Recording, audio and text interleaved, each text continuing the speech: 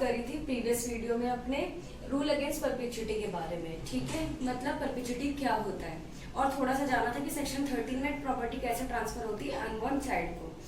अब हम देखेंगे यहाँ पे एसेंशियल्स और एक्सेप्शंस, जो बहुत ही इंपॉर्टेंट है मेंस के पॉइंट ऑफ व्यू के लिए, ठीक है।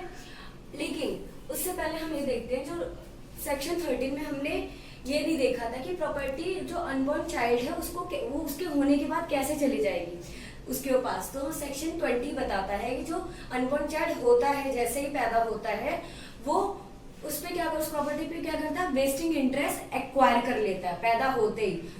वो प्रॉपर्टी क्या होती है, उस पे वेस्टिंग इंटरेस्ट अपना एक्वायर कर लेता है। अब बात करते हैं, तो यहाँ पे क्या होता है, सेक्शन 13 कहता है जो हमारा वेस्टिंग इंटरेस्ट है वो हम पोस्टपोन नहीं कर सकते, इवन फॉर अ मोमेंट, किसी थोड़ी देर के लिए भी हम अपना जो वेस्टिंग इंटरेस्ट हमने जो एक्वायर किया उसको हम क्या नहीं कर सकते, पोस्टपोन नहीं कर सकते, ठीक है। अब देखते हैं कैसे नहीं वेस्टिंग इंटरेस्ट हम पोस्टपोन नहीं कर सकते। हम देखते हैं सेक्शन 13 में हमने क्या कहा था, सेक्शन 13 में जो हमारा क्या जो वेस्टिंग इंटरेस्ट है वो एक्वायर हमारा होगा, वो पोस्टपोन नहीं होगा।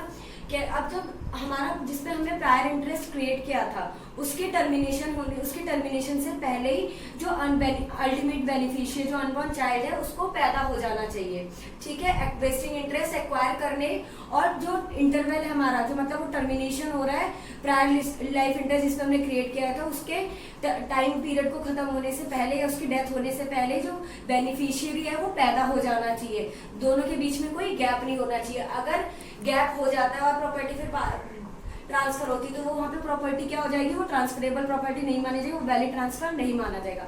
बट सेक्शन 14 क्या कहता है, सेक्शन 14 कहता है जो वेस्टिंग इंटरेस्ट जो एक्वायर किया गया वो कुछ टाइम के लिए पोस्टपोन कर सकते हैं, कुछ जगहों पे हम प्रॉपर्टी को टाई अप कर सकते हैं। कैसे, जब तक कि जो हमारा अल्टीमेट बेनिफिशियरी ना मिल जाए, तो वो क्या होगा, वो एक से दूसरे, दूसरे के तीसरे, तीसरे से चौथे तक के पास वो प्रॉपर्टी जा सकती है। जैसे ही अल्टीमेटली बेनिफिशियरी आ जाएगा तो वहां पे वो इंटरेस्ट क्या हो जाएगा, एक्वायर हो जाएगा, वहां पे फिर उस रूल अगेंस्ट परपेचुइटी हो जाएगी। जैसे बेनिफिशियरी आ जाएगा उसके बाद वो प्रॉपर्टी किसी और को ट्रांसफर ये नहीं रोक सकते हम वहां पे, ठीक है। हम पता चल गया कि टाई अप कहाँ तक होगी, अल्टीमेटली बेनिफिशियरी तक, और जैसी प्रॉपर्टी अल्टीमेट बेनिफिशियरी के पास चली जाएगी, लिविंग पर्सन के पास चली जाएगी, तो वहां पे फिर रूल अगेंस्ट परपेचुइटी शुरू हो जाएगा। उसके बाद वो जो पर्सन है जो अल्टीमेट बेनिफिशियरी है वो प्रॉपर्टी किसी को भी आगे ट्रांसफर कर सकता है, वो एक जनरेशन से दूसरी जनरेशन में कोई नहीं कर सकता, रोक नहीं सकता उस प्रॉपर्टी को। फिर सेकंड पॉइंट में कहाँ होता है,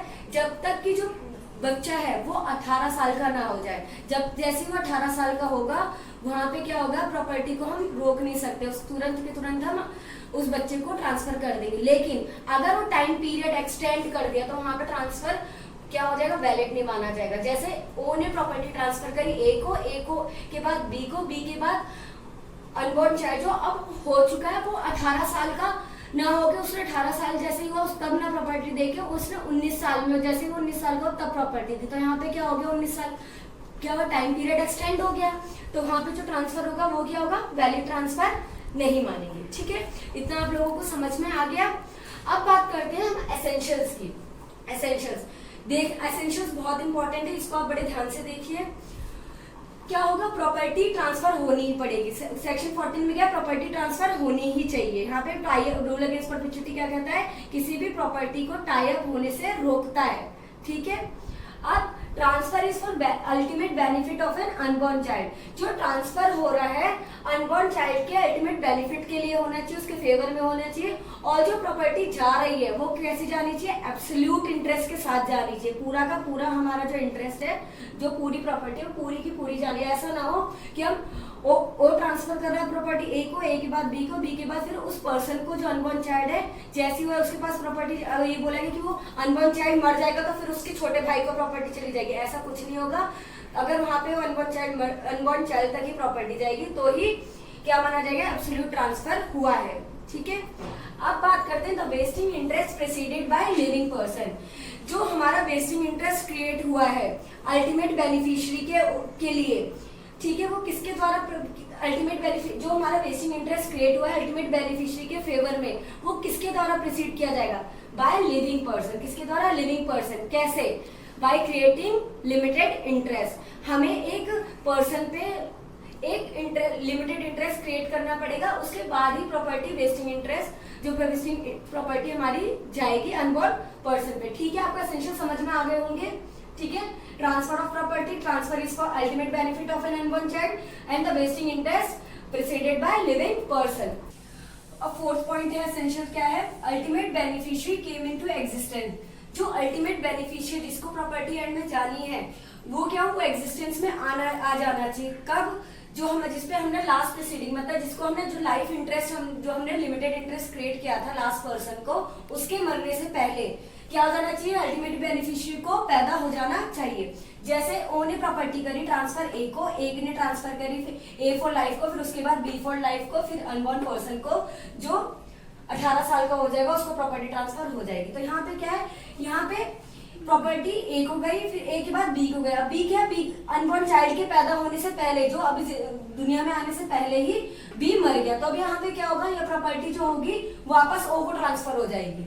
ठीक है, तो यहाँ पे जो अनबॉर्न चाइल्ड का वो हुआ ही नहीं था, तो यहाँ पे क्या होगा, उसका जो इंटरेस्ट था वो क्या हो गया, खत्म हो गया। ठीक है, प्रॉपर्टी में जो इंटरेस्ट था उसका खत्म हो गया, वेस्टिंग इंटरेस्ट जो था वो खत्म हो गया। ठीक है, अब बात करते हैं wasting interest can be postpone. मैंने आपको पहले ही बताया था जो वेस्टिंग इंटरेस्ट है सेक्शन 14 में वो पोस्टपोन हो सकता है। कब तक पोस्टपोन हो सकता है, कब तक प्रॉपर्टी थोड़े दिनों के लिए टाई अप हो सकती है, जब तक कि उस प्रॉपर्टी का अल्टीमेट बेनिफिशियरी ना मिल जाए।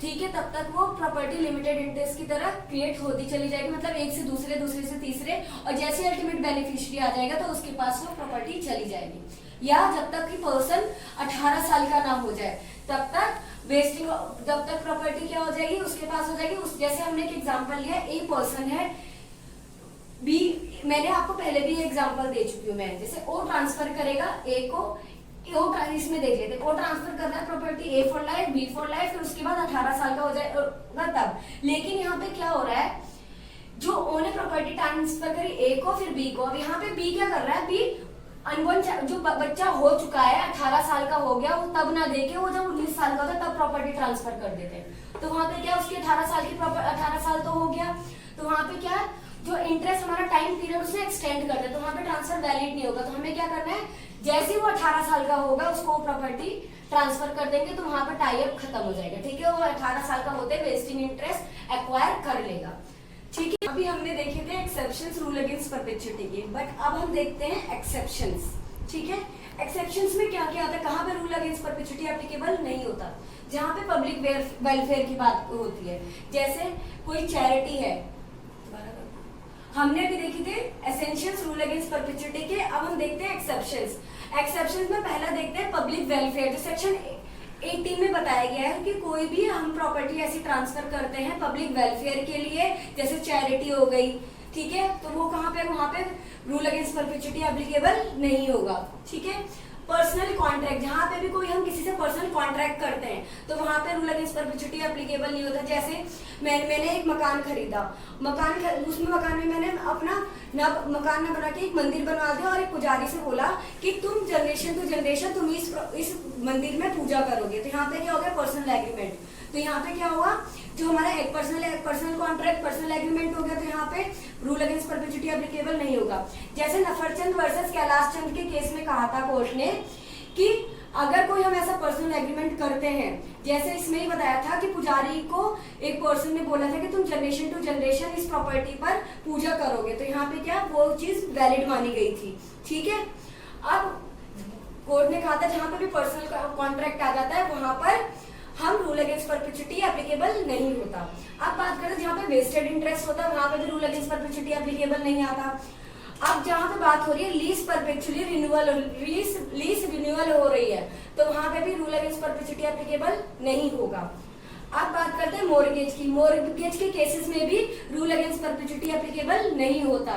क्यों? क्योंकि यहाँ पे फ्यूचर इंटरेस्ट क्रिएट नहीं होता। ठीक है, अब बात करते हैं राइट ऑफ प्रियम्पशन। जहाँ पे प्रियम्पशंस के राइट आते हैं, जहाँ पर प्रियम्पशंस के राइट आते हैं, राइट ऑफ प्रियम्पशन है, वहां पे भी रूल अगेंस्ट परपेचुइटी एप्लीकेबल नहीं होगा।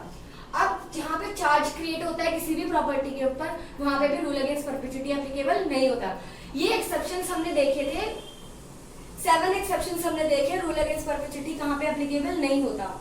सो अगर आपको आई होप ये एक्सेप्शन समझ में आ गए होंगे, एसेंशियल समझ में आ गए होंगे, और सेक्शन 14 आपको बहुत अच्छे से समझ में आ गया होगा।